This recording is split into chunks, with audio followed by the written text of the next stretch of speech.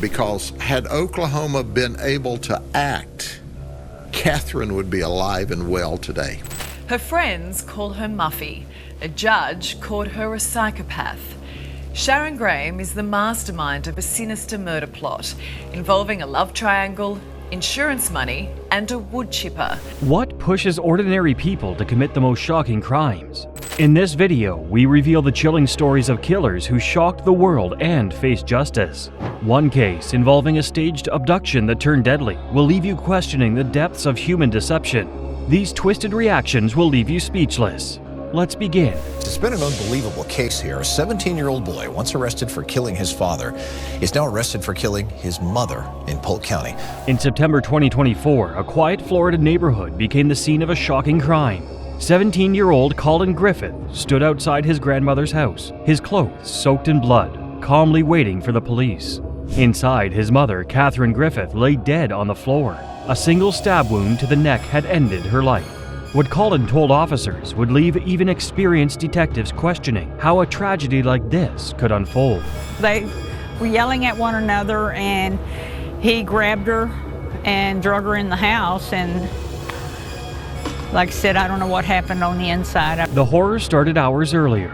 Neighbors described a heated argument that spilled outside. They watched as Colin grabbed his mother by her hair and dragged her back into the house. They were yelling at one another, a neighbor said, and then he just grabbed her and dragged her inside. When officers arrived, Colin's explanation was chillingly detached. He claimed Catherine had fallen on the knife during an argument, but this wasn't Colin's first encounter with violence. Just 18 months earlier in Oklahoma, Colin fatally shot his father, Charles Griffith.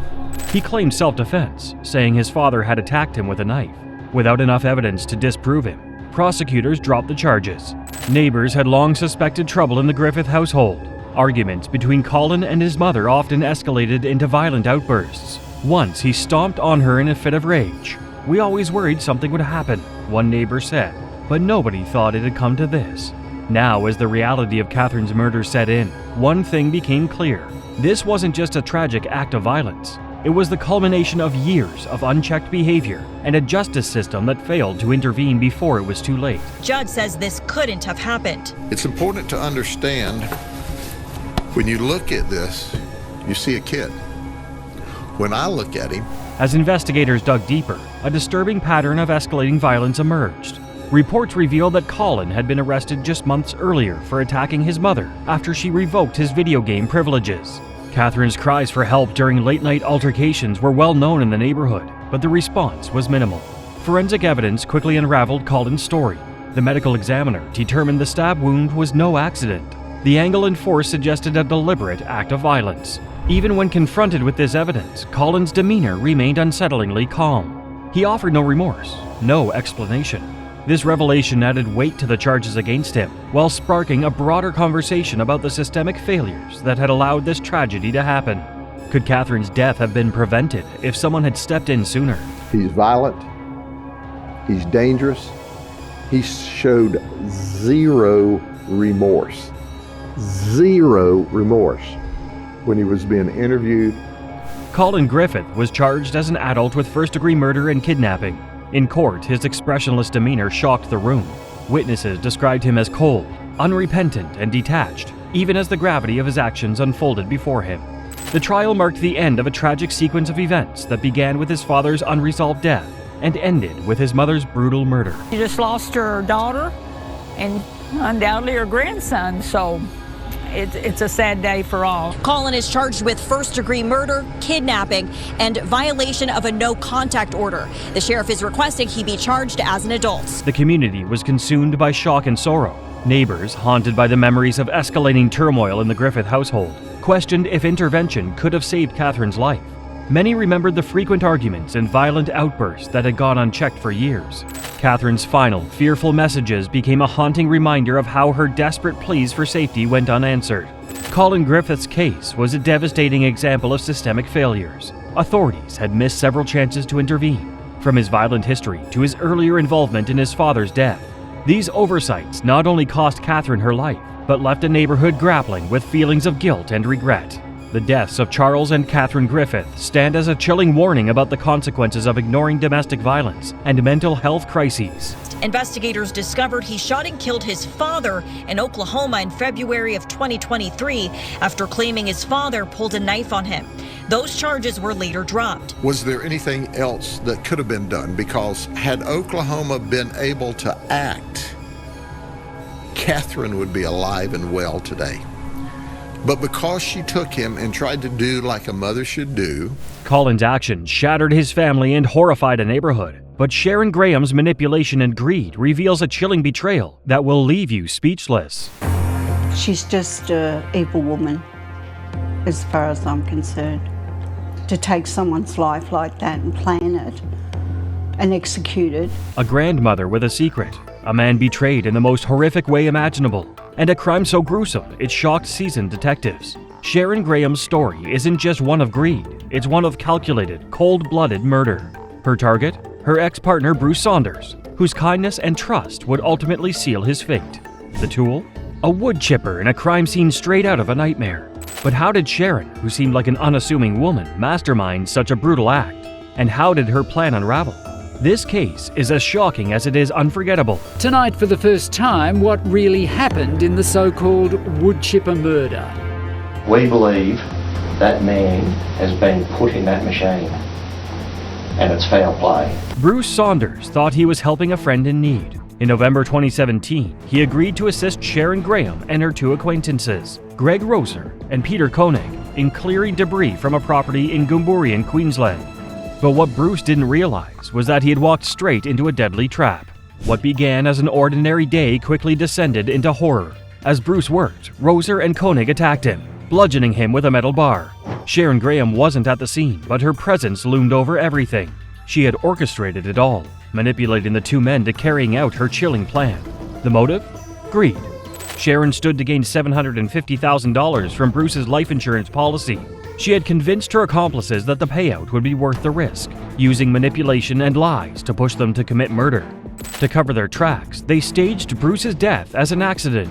His body was fed into a wood chipper, reducing him to little more than fragments. The scene was so gruesome that even the most seasoned emergency responders were left shaken. But what investigators found next would expose Sharon's web of lies and unravel her deadly scheme. But the police did doubt Sharon Graham's story, and when you hear what was really going on, it's no wonder why. You see, Sharon was living with Bruce Saunders at the time of his death, but she was also in a relationship with Greg Roser and a third man, Peter Koenig. Initially, it seemed like the perfect crime. Bruce's death was reported as a tragic accident, a man simply caught in the machinery. But investigators noticed something unusual. Bruce's body didn't show the kind of injuries consistent with an accidental fall into the wood chipper. A closer examination revealed signs of a struggle. Blood spatter patterns suggested Bruce had been struck before his body was placed in the machine. Suspicion fell on Sharon, Greg, and Peter when inconsistencies emerged in their stories. Sharon's calm demeanor during questioning was unnerving. She claimed to be devastated by Bruce's death, yet her phone records told a different story. Just hours after the murder, she texted Greg and Peter, reminding them to stick to their story. The final piece of the puzzle came from a witness, a local farmer who had seen Greg and Peter acting suspiciously near the property on the day of Bruce's death. Armed with this testimony, detectives arrested all three suspects. During a search of Roser's property, police uncovered 2 notes written by Roser, which detailed a previous plan to murder Bruce Saunders. During the trial, the horrifying details of Sharon's scheme were laid bare. Prosecutors painted a chilling picture of her as the mastermind, using manipulation and greed to drive the two men to commit murder. Greg Roser, who had wielded the metal bar, pleaded guilty and received a life sentence. Peter Koenig, who assisted in the attack, also faced life in prison. Sharon Graham's trial became a media sensation. Her cold, calculating demeanor in court shocked those following the case. When the jury returned with a guilty verdict, the judge didn't hold back, sentencing her to life in prison without parole. He called her actions a premeditated act of pure evil. And the day I found out he was murdered, I couldn't believe it because he's such a nice person. And why people would do that for money. In the courtroom, Bruce Saunders' friends and family could barely contain their heartbreak. He had been a kind and generous man, trusting the wrong person in Sharon Graham. To those who loved him, her betrayal wasn't just shocking, it was utterly unfathomable. She didn't just kill Bruce, she destroyed everyone who cared about it. The judge called the crime one of the most horrific he had ever presided over, emphasizing the profound impact it had on the community. For investigators, the case served as a chilling reminder of how greed can drive people to commit unimaginable acts of cruelty. Sharon's life sentence confirms she will never harm anyone again. But for Bruce's loved ones, the pain of his brutal death and the betrayal by someone he trusted will linger forever. 7 months after Bruce's death, Sharon Graham, Koenig and Rosa are charged with murder. In the end, Koenig said it was Rosa who murdered Bruce with an iron bar. While Sharon Graham's plot was rooted in greed and manipulation, our next case reveals the chilling actions of a man who betrayed his own family. Richard Merritt's shocking crime reveals how desperation and deceit can turn deadly, leaving devastation in their wake. February 1st, 2019, a 77-year-old mother is minding her own business in her home in the rural county of DeKalb, Georgia. But for this lady, who had enjoyed a long career helping others and was now enjoying her retirement, it would be her last. In February 2019, 44-year-old attorney Richard Merritt was expected to turn himself in to begin serving a 15-year prison sentence for financial crimes. Instead, Merritt vanished. Days later, police found the lifeless body of his 77-year-old mother, Shirley Merritt, in her home. She had been brutally stabbed to death. With Richard nowhere to be found, the case took a dark and disturbing turn. But, this guy, he knew what he was getting into. I mean, look at him. He knew exactly, he knows the law, he knows what he was going to be, just going to serve some time. And he kills her with a dumbbell? Why? The events leading to Shirley Merritt's murder painted a picture of betrayal and desperation. Richard had been convicted of defrauding his legal clients of hundreds of thousands of dollars. Stripped of his license to practice law, he was also ordered to pay restitution. But instead of taking responsibility, Richard turned on his own family. He murdered his mother, leaving behind a gruesome scene. Shirley's body was found in the kitchen, stabbed multiple times. The blade was still lodged in her face when investigators arrived. Adding to the horror, Richard left his own car in the driveway and fled in Shirley's vehicle, using it to escape undetected. Investigators pieced together a chilling timeline. This wasn't a crime of passion. It was a calculated act to silence one person who had supported him through his legal troubles. Where is fugitive Cobb County attorney Richard Merritt? He has been on the run now for 13 days, and the U.S. Marshal Service have had tips from all over the country. The nationwide manhunt for Richard Merritt lasted for 7 months. Investigators tracked his movements as he used stolen identities and manipulated those he met. His ability to charm and deceive allowed him to evade capture for months, despite being one of the most wanted fugitives in America. Finally, in September 2019, the U.S. Marshals found him in a rented room in Nashville, Tennessee. Richard had assumed a false identity and was living with a woman he'd met on a dating app. When officers apprehended him, he had fake IDs, stolen credit cards, and a disturbing lack of remorse for his actions. When Richard Merritt was first arrested, his wife Janine watched his bond hearing from the courtroom. At the time, she asked us not to show her face, as she urged the judge to keep her husband locked up. Richard Merritt was extradited to Georgia, where he faced trial for the murder of his mother. The evidence against him was overwhelming, from forensic evidence at the crime scene to his flight across state lines. The jury deliberated for less than a day. Richard was convicted of malice murder, felony murder, and aggravated assault.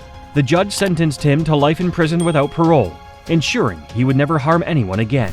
It's just kind of shocking. We can't believe it's over. She tells me the night of his arrest was the first time she turned off all the lights in her house. Do you ever want to see him in person again? No, I don't ever want to be in the same room as him. In the courtroom, emotions ran high as Richard Merritt faced justice for his horrific betrayal. The prosecutor described his actions as the ultimate betrayal, while the judge condemned him for murdering the one person who had stood by him, his own mother, Shirley. Family members who had once supported Richard expressed their heartbreak, calling his actions unforgivable. For those who knew Shirley, her loss remains a devastating memory. She had been a kind, loving woman, and her trust in her son was exploited in the most unimaginable way. Richard's greed left a trail of financial devastation and ultimately cost Shirley her life. For many, the case was a painful reminder of how desperation and deceit can destroy even the closest of bonds. And it makes me happier than ever that he's going to be facing what he's done and that he can't run anymore, he can't hide anymore, and it's over. While Richard Merritt's sickening crime stemmed from greed, our next case takes us over to Seaforth, England, where blind rage and a thirst for revenge led to a devastating mistake and an innocent life lost. Miss Defy Police Emergency. My brother's just been shot. Okay, what's his name? Michael Rainsford. In April 2020, an act of senseless violence in Seaforth, England left a family and community grieving. Brothers James and Michael Foy, armed with revenge and a loaded gun, targeted an innocent man in a shocking case of mistaken identity. What unfolded next would shatter lives and expose the devastating consequences of impulsive rage.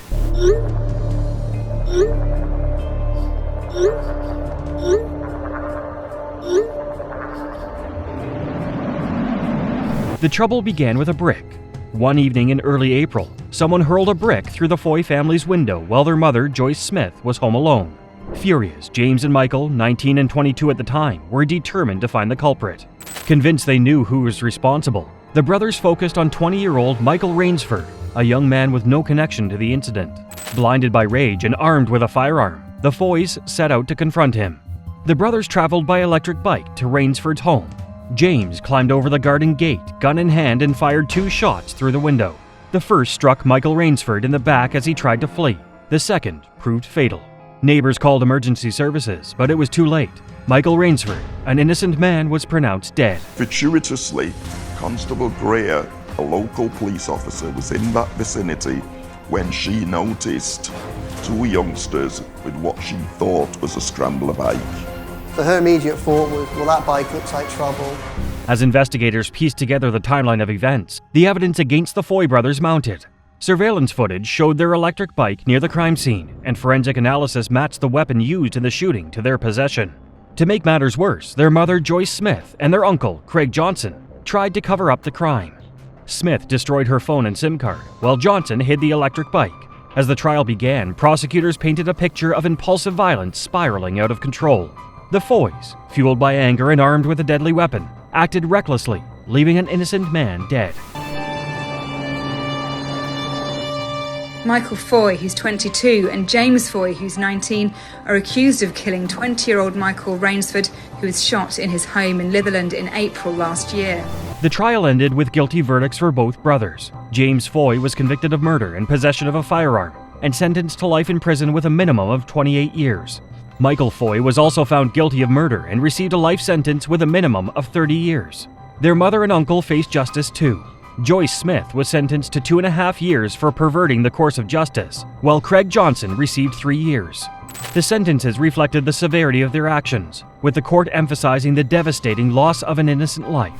I went through about half of the trial, and it kind of got too much for me, so I stopped going. I just had my dad come home and tell me the updates. I went to all of the trial. That was traumatic, seeing those faces every day and just thinking they show no remorse. Inside the courtroom, the grief of Michael Rainsford's family was palpable. His parents spoke of his kind heart and the bright future that was cruelly taken from him in an act of senseless violence. Their pain echoed through the silent room as the judge delivered a scathing condemnation of the Foy brothers' reckless disregard for human life.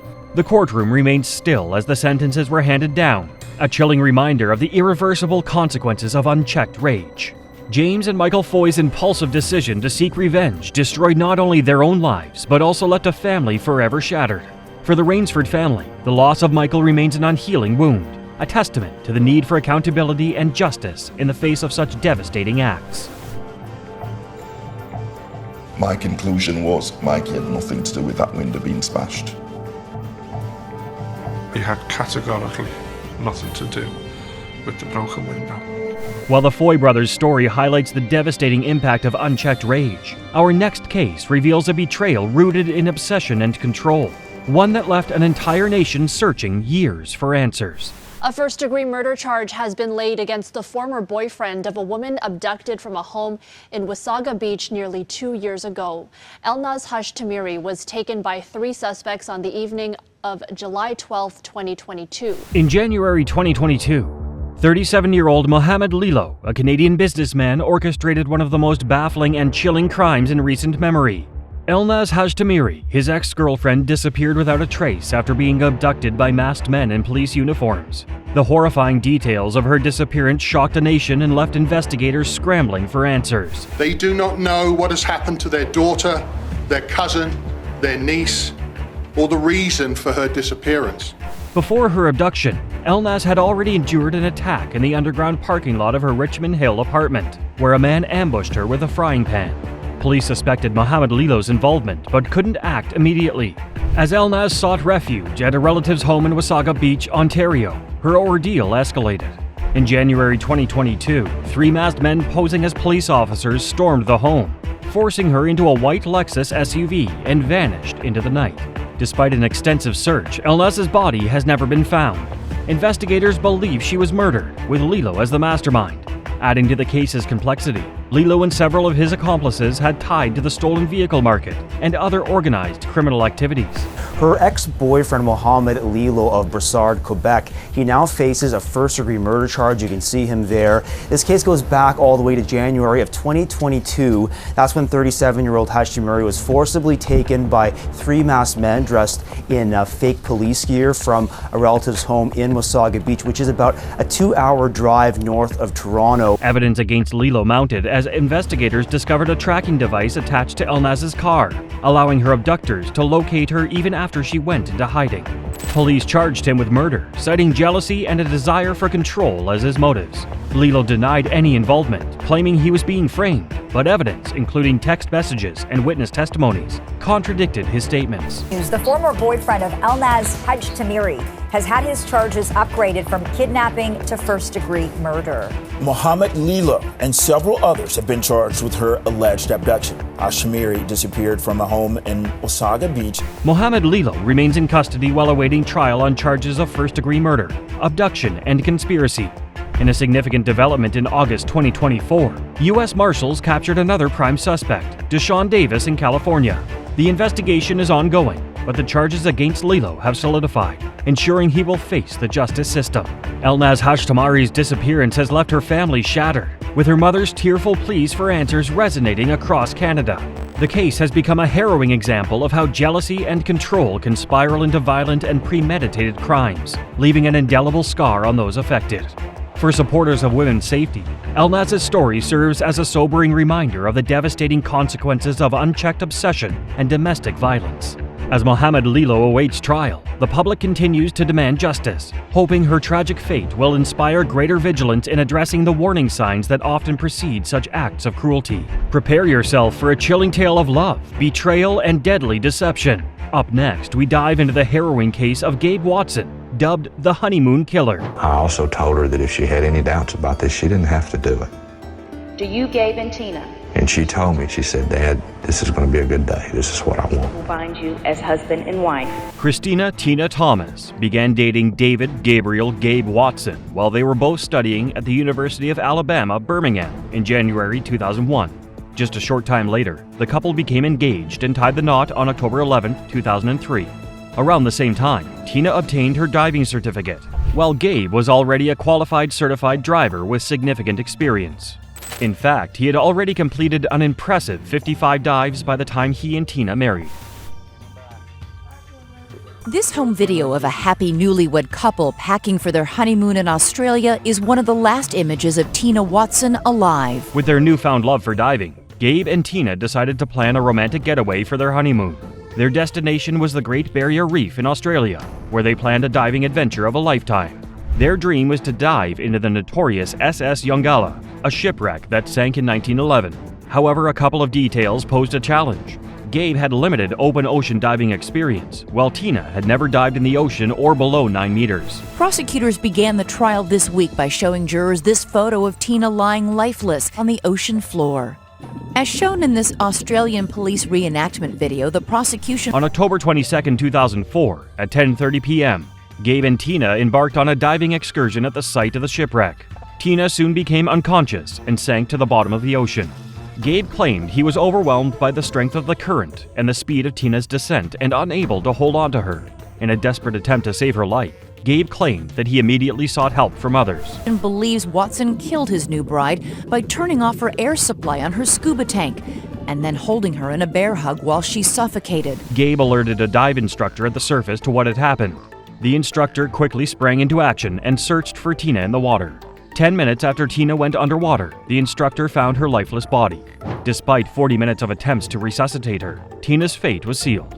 The medical examiner determined that she died from drowning, The defense argues that scenario is impossible and that Tina's death is a tragic accident. Two inexperienced divers and a perfect storm. As the authorities began their investigation, evidence emerged that suggested Gabe might have played a role in Tina's death. The Queensland police discovered inconsistencies in Gabe's story and the official record of his actions stored by his dive computer. According to the prosecutors, they believed that Gabe turned off Tina's regulator, held her underwater, and then reversed his actions by turning the air back on when she passed him, allowing her to sink into the depths of the ocean. And that she began to sink in the deep water. He says he signaled to her to inflate her buoyancy vest to help her stay afloat, but that she couldn't. He then took her hand and tried to pull her along. Tina's father, devastated by his daughter's death, put forth his claims during the inquest. He alleged that Gabe had asked Tina right before the couple's marriage to increase her life insurance policy and make him the sole beneficiary. This revelation raised suspicions about Gabe's intentions and the motive behind Tina's murder. Gabe, are you confident you'll walk out of here in the end? Come on. Easy, guys. Half a world away from the scene of his alleged crime, Gabe Watson is facing justice again. After an exhaustive investigation, the Queensland police determined that there was sufficient evidence to charge Gabe with the murder of his wife, Tina. On June 19, 2008, Gabe was officially charged with murder. Defense says Gabe Watson is a victim too. This is a tragic case, and what's even more tragic is the blame of Gabe that he has had to live with. Gabe Watson has the support of his new wife. In 2009, Gabe traveled to Australia to face trial, where he pleaded not guilty to the charge of manslaughter. However, he was found guilty and was sentenced to 4.5 years in prison. Gabe's jail time was suspended after 1 year, leaving Tina's family outraged. Something seriously wrong, and I thought, I don't know anything about how to get down there and get her and me up safely. After Gabe finished serving his sentence in Australia, prosecutors in Alabama charged him with murder and kidnapping. They claimed that they had evidence indicating that Gabe had planned to murder Tina while still residing in the United States. However, an Alabama judge ruled that the evidence was inadmissible, leading to Gabe's acquittal on February 23, 2012. Gabe was acquitted without the defense ever presenting their case. Gabe Watson's case of betrayal and tragedy shocked many, but the next story delves even deeper into the darkness of relationships. Elise Matsunaga, a woman whose crime involved a chilling act of violence against her own husband. New docuseries, Elise Matsunaga, Once Upon a Crime, has managed to generate so much buzz. In 2012, the wealthy businessman Marcos Caetano Matsunaga, it was Elise who was responsible. In the years that followed, the slaying of Matsunaga became one of Brazil's most sensationalized and debated cases, particularly Elise's murder trial. In May 2012, Elise returned home from a trip with her aunt to find that she had some bad news awaiting her. While she was away, she hired a private investigator to follow around Marcos, her husband, and gather evidence that he had cheated on her. Unfortunately, her suspicions were confirmed by the investigator's findings. Not only that, but the documentary offers an unprecedented insight into the mind of a convicted killer whose guilt is never in doubt and who looks back on the tragic circumstances. Faced with the reality that her husband had been involved in extramarital affairs, Elise decided to take matters into her own hands. During a dinner at home, she confronted Marcos about his infidelity, igniting a fiery exchange between the two. According to Elise, Marcos told her that he was leaving her and taking their children while also threatening to put her in a psychiatric hospital. For the consequences until this day. Once Upon a Crime's extended interviews with Elise give the series the feeling of a confessional, that the killer is being honest about their crimes. During the argument, Elise reached for one of the couple's hunting guns stored in the house. In a panic, she aimed the weapon at Marcos and pulled the trigger, killing him instantly. Following the shooting, Elise reported her husband missing to local law enforcement. She portrayed herself as a grief-stricken wife, desperately searching for answers. But little did they know Elise was hiding a dark secret. However, not everyone is convinced. The set piece that has ensured Once Upon a Crime turns heads is, of course, the interview with Elise herself. As the investigation progressed, Elise's guilt began to take its toll. Unable to bear the weight of her actions any longer, she confessed to murdering her husband. During Elise's trial, the prosecution alleged that Elise had plotted and executed a murder of passion, fueled by her anger towards Marcos's alleged infidelity, which took place in 2019 during an unsupervised furlough from her prison sentence, a right all Brazilian prisoners have, according to The Independent. However, Elise's defense attorneys presented a different story. They argued that she had acted in self-defense, claiming that Marcos posed a threat to her life. After months of intense legal proceedings, the jury found Elise guilty of acting in self-defense. However, they also determined that her actions had crossed the threshold of the law. The judge sentenced her to 19 years and 1 month in prison. Argues that the series effectively absolves the killer of blame, and thus, in light of court findings, is fundamentally flawed in its approach. Elise's time behind bars was not without hope. In 2019, her sentence was reduced by another year and 9 months. This reduction in sentence was attributed to her good behavior and progress in rehabilitation.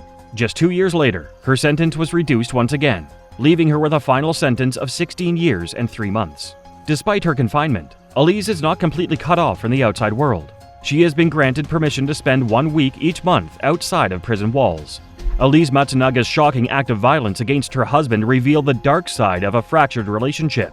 But the next case tells a story of heartbreak and despair. Kiana Burns, a woman whose tragic actions stunned those who knew her. Company and drove 18-wheelers. He previously worked at Frito-Lay. And 36-year-old Catherine Price worked at Robins Air Force Base for the 116th Air Control Wing. Kiana Burns was a woman who everyone thought had it all. She appeared to be a loving wife, mother, and influencer. However, what was going on behind closed doors would shock the residents of Sandy Springs. Ernell and Kiana Burns are entrepreneurs from Atlanta.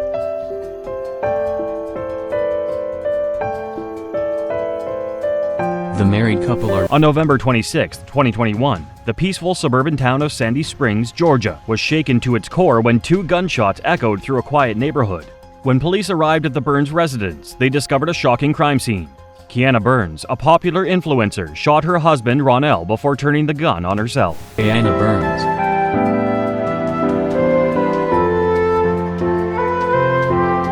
Kiana Burns is an insurance agent and owner of Critique Designs Beauty and Barber. In the weeks before the tragic incident, there were signs that trouble was brewing in the Burns marriage. Just 2 weeks before the shooting, Kiana shocked her followers by taking to Facebook Live to address significant changes in her life.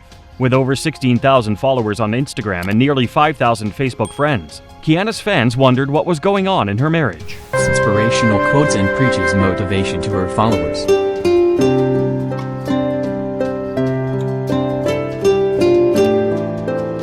Kiana revealed that she and her husband, along with 5 of their 8 children, had relocated to the Atlanta area to expand their businesses. She explained that she and her husband were co-owners of For His Glory Ministries, Critique Designs Beauty and Barber Salon, and Primerica Insurance. In the Facebook Live video, Kiana shed light on her emotional state, expressing her need for emotional support. 10-year-old Caleb Miles says his mom woke him up Tuesday morning saying she had to rush to his uncle's house, so he went along. So I got there, I seen all the police and stuff, and I'm just like, what? Only hours before the tragedy occurred, Kiana posted a video of herself singing and dancing with her child. Luckily, at the time of the shooting, the child was safely in the care of their grandparents. When the news of Kiana and Ronell's deaths spread throughout the Atlanta area, their friends and family were shell-shocked. Those around them celebrated their selflessness, love, and care for one another. One close friend expressed disbelief on Facebook, stating that the couple's wealth had not altered their down-to-earth and humble nature. It's Air Force Base for the 116th Air Control Wing.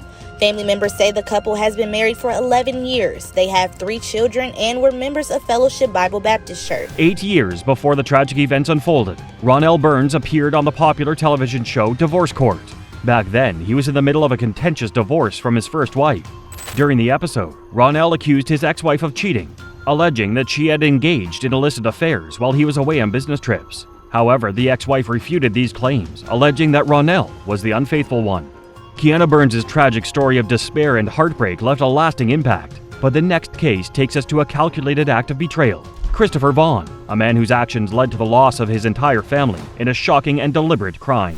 15 years after his wife and 3 children were all killed in Oswego, Christopher Vaugh is trying to clear his name. He was convicted of the murders. 3 children, Abigail 12, Cassandra 11, and Blake 8, were found dead in the rear passenger seat of the family's SUV, each shot twice.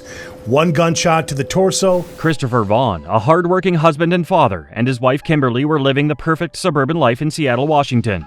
However, in 2005, their lives took a turn when Christopher was offered a job at a computer forensic company in Illinois. With the promise of a new start, the Vaugh family decided to leave behind their familiar surroundings and move to Oswego, a suburb of Springfield. When she asked her husband, so the narrative went, to pull over because she wasn't feeling well. Christopher Vaughn was found by a motorist walking along the frontage road. On a seemingly ordinary day in 2007, the Vaughan family decided to spend their Saturday at a water park in the nearby town of Springfield.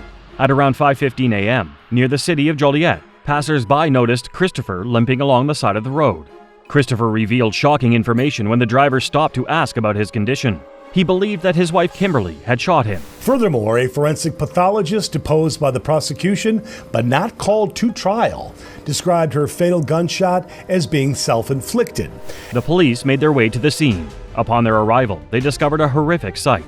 Inside the family car, they found the bodies of Kimberly and their 3 children. Abigail, Cassandra, and Blake were all found shot dead, their bodies riddled with multiple gunshot wounds. Each child had been shot twice, while Kimberly had suffered a single gunshot wound to her under her chin. At Kimberly's feet, investigators discovered a 9mm gun, which belonged to Christopher. Dr. Phil Show, right here on News Channel 20, starting today. Christopher Vaughn and his family were driving from Oswego to Knights Action Park here in Springfield. As the investigation unfolded, detectives wasted no time questioning Christopher, eager to gain insight into that morning's events. At the crime scene, Christopher initially told investigators that his wife, Kimberly, was the shooter. However, the story quickly took a twist, as Christopher's statements at the hospital seemed inconsistent during questioning. Now, instead of implicating Kimberly, Christopher claimed that he had no recollection of the events that took place in the car that morning. More than a decade ago, Christopher Vaughn told police he didn't remember anything, which Clutter says is likely dissociative amnesia, but he recently started remembering. After being treated at the hospital and discharged, the detectives brought Christopher back to the police station for further questioning. This marathon interview session lasted nearly 15 hours, as the detectives aimed to get to the bottom of the case. Throughout the interview, Christopher maintained his innocence, stating that he had no recollection of being shot. His account was that he had just remembered his leg bleeding.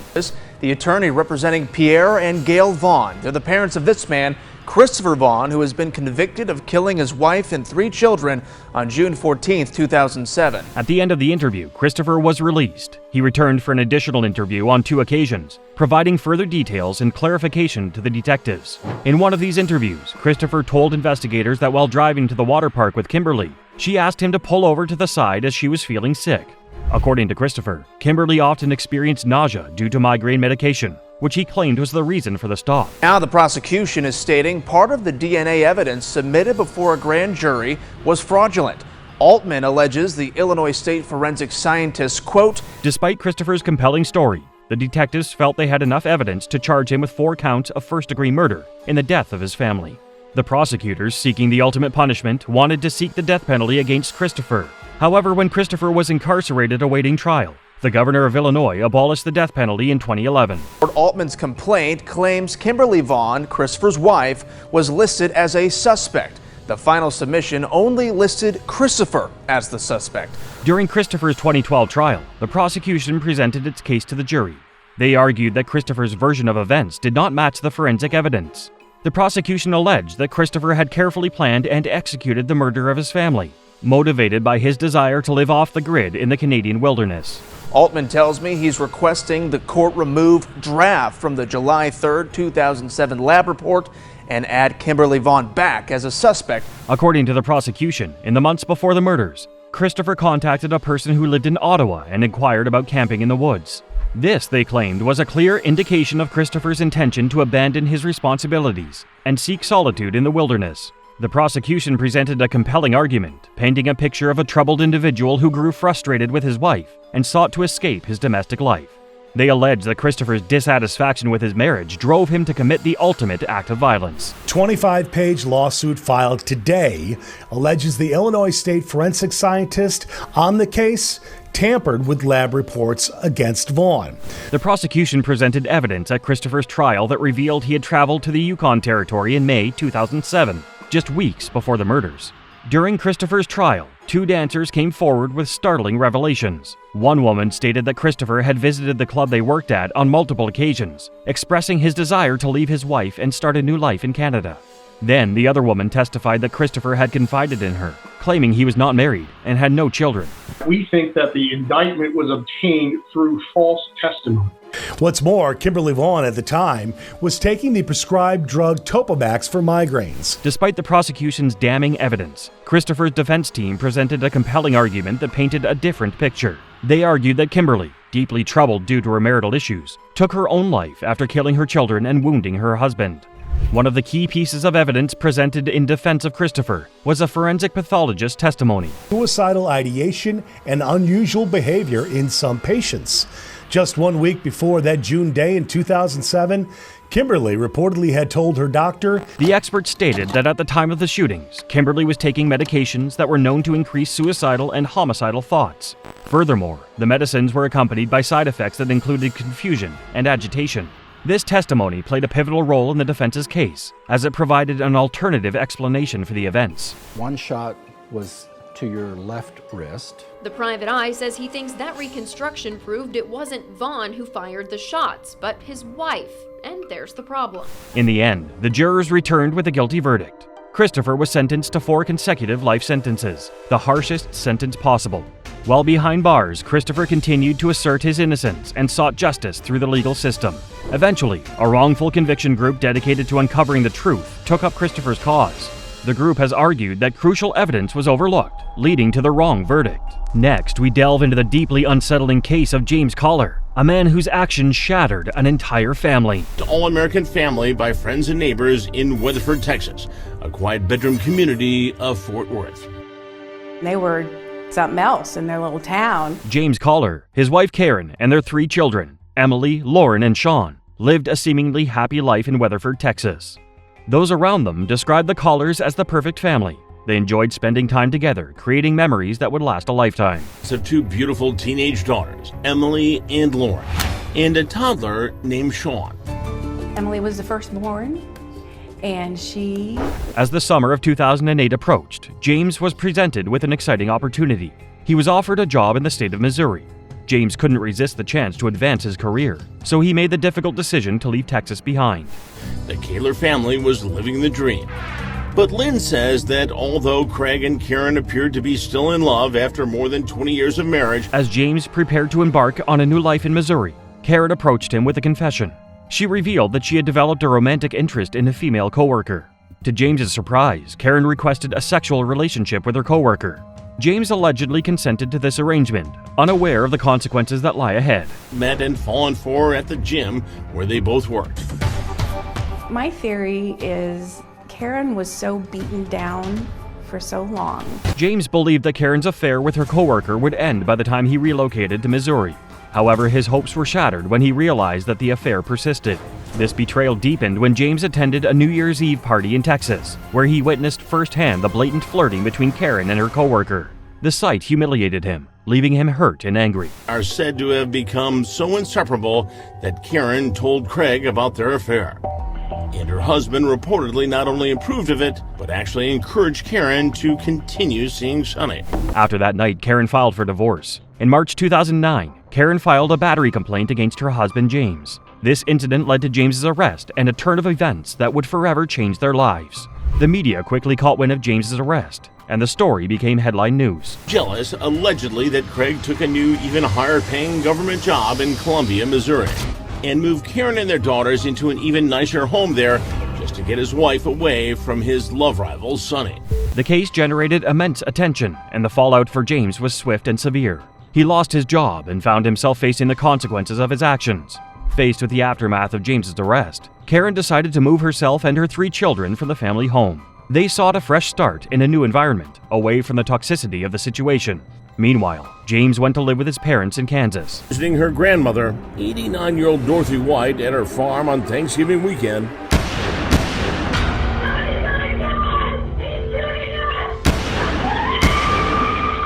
During this time, James made it his mission to win Karen back.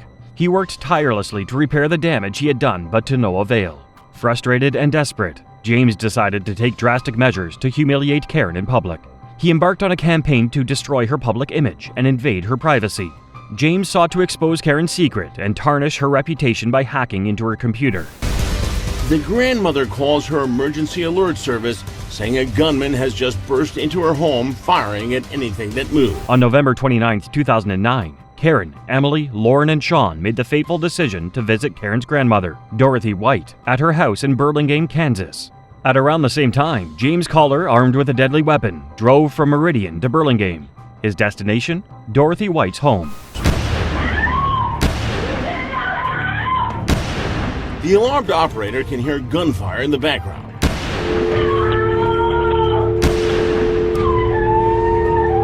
James entered Dorothy's house at 6 p.m. Karen was in the kitchen with her son, Sean. Without hesitation, James raised his firearm and shot Karen, leaving her unconscious on the kitchen floor. In an instant, the house was filled with chaos. She was on the floor, on her back. She didn't look like she was breathing or had a pulse. As he continues through the house, Deputy Perling finds Emily also apparently dead in the living room. As the echoes of the gunshots reverberated through the house, Sean ran for his life. In a stroke of luck, he managed to escape to a nearby neighbor's home. With a chilling determination, James made his way to the living room where Dorothy White and his teenage daughter Emily stood. James pulled the trigger, ending her life in cold blood. Lauren, James's other teenage daughter, was upstairs, unaware of the horrors unfolding downstairs. James ended her life too. Dorothy White's life alert bracelet, triggered by her unresponsive state, alerted emergency services. The police were summoned to the scene, where they arrived to find Karen, unconscious but alive, on the kitchen floor. Dorothy and Lauren were also alive, but just barely. They identified the shooter as James Collar. 44-year-old Karen had also been killed in a horrifying Thanksgiving holiday massacre. But 89-year-old grandmother Dorothy was still alive, as was Emily's younger sister Lauren, who was 16. Emily was pronounced dead at the scene. Karen, Dorothy, and Lauren were rushed to the hospital, but their injuries were beyond saving. Despite the efforts of medical professionals, all three succumbed to their injuries, leaving behind a shattered family and a community in mourning. As you, I'm sure, can well understand. And I messed up. Kaylor refuses to talk to detectives at the station about the day of his family's massacre. James Collar was arrested and charged with 4 counts of first-degree murder. His defense team argued that he was not responsible for his actions due to mental illness. They presented psychiatric evaluations and testimony from expert witnesses to support their claim. The defense argued that James was suffering from severe depression, anxiety, and bipolar disorder, which impaired his judgment and led him to commit the crime. The prosecution, on the other hand, presented a strong case against James Collar. They argued that Collar planned and premeditated the murders, motivated by anger and revenge. Ultimately, the jury sided with the prosecution. The judge sentenced him to death. His legal team has filed multiple appeals, seeking to have his sentence commuted or overturned. However, he remains on death row. Up next is the haunting case of Christopher McNabb, a story that will leave you questioning how far someone can go when consumed by chaos and desperation. My 2-week-old is not in her sleeper. Her passy is on the floor. A mother's desperate 911 call from inside this Georgia home, 40 miles southeast of Atlanta. She's not in her sleeper. She's not here. I've looked everywhere. In October 2017, the small town of Newton County, Georgia was rocked by the tragic disappearance of 2-week-old Kaylor McNabb. Kaylor, who had been born prematurely on September 23rd and weighed only 5 pounds at birth, was reported missing on the morning of October 7th when her mother, Courtney Bell, called the Newton County Police Department to report her infant daughter missing from their trailer.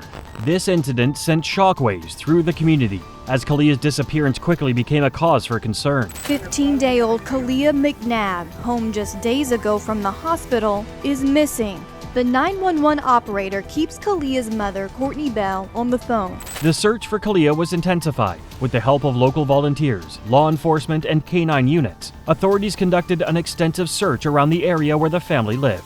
However, on October 8th, one day after Kaylor was reported missing, the search took an even more sinister turn.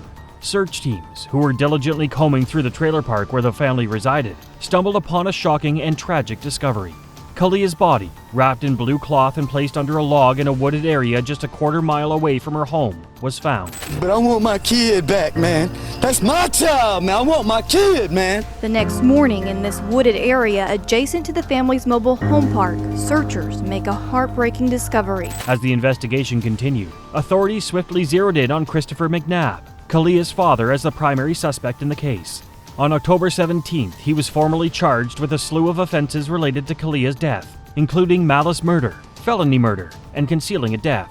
Several months later, on January 1st, 2018, Courtney Bell, Kaylor's mother, was also charged in the case. The charges against her included concealing a death, false statement, and tampering with evidence. Now, more than a year and a half after their daughter's tragic death, mother and father are sitting side by side in court as the state of Georgia seeks justice for baby Kaylor. In 2019, Christopher McNabb was convicted of 8 charges, including first-degree murder, conspiracy to commit murder, and tampering with evidence. During the sentencing hearing, Judge John M. Ott addressed Christopher directly and asked him what sentence he would impose upon the guilty party if he were innocent. Without hesitation, Christopher stated that the maximum sentence would be appropriate. To the shock of everyone in the courtroom, Judge John M. Ott decided to impose that very sentence on Christopher.